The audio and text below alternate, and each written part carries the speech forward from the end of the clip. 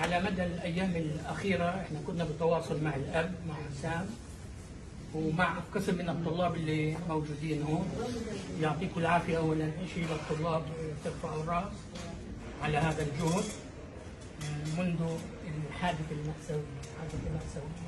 اتقطع القلب. كان في طلب لنقلها إلى مستشفى بالداخل. أنا حكيت مع شركة اسمها إير أمبولانس اللي هي طيارة طبية مجهزة بكل التجهيزات زي غرفة إنعاش بس إخلاء طبي. والطبيب تبع الشركة اللي في البلاد حكى مع الطبيب اللي هون أول امبارح والشركة مستعدة للنقل.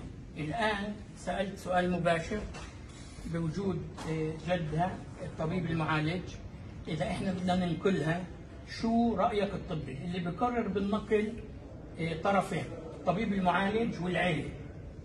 الطبيب المعالج والعيلة، أما الرأي الطبي هو الأساس. الطبيب اللي جوا كان لا يمكن نقلها طبعا بعد ما شرح لنا حالتها الصحية، وأنا بدي أقول لكم حالتها الصحية حرجة للغاية. مؤسف بس حرجة للغاية.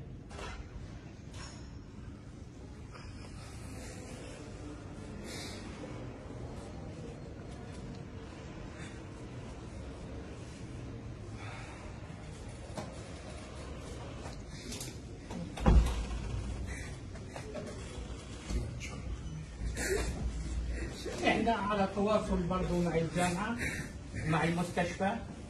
هسا فيما يتعلق بالتكاليف سمعت انه هون ناس قلقين، هذا اخر موضوع يجب انه يقلق العيلة. هذا مش موضوع العيلة اصلا.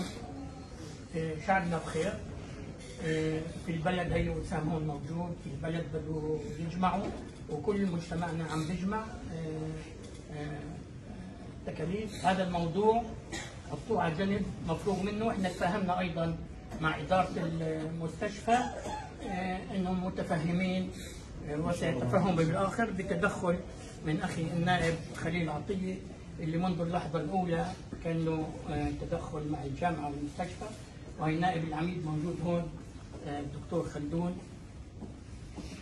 اللي بدي اقوله احنا برضه ما قصر في الجامعه. نعم. اللي بدي اقوله انه احنا امام ساعات وايام حرجه. يجب ان ناخذ هذا بنظر الاعتبار. الاعمار بيد الله. نتمنى بنتنا دينا سلام، وانها تقوم من هذا الوضع الحرج صحيا وطبيا بالسلام ان شاء الله مع اقل ضرر ممكن. طبعا احنا كلنا بنتابع مع العيله، بنتابع مع الطلاب، بنتابع مع المستشفى، مع الجامعه، مع الاهل. وعلى فكره مشان تعرفوا كمان كل مجتمعنا عم بيتابع هذا الموضوع معكم، وقلوب الجميع معكم ودعواته معكم. وما تبقى لنا الان الا انه نتابع مع الطبيب والاطباء المعالجين ودعواتكم إلها بالسلام.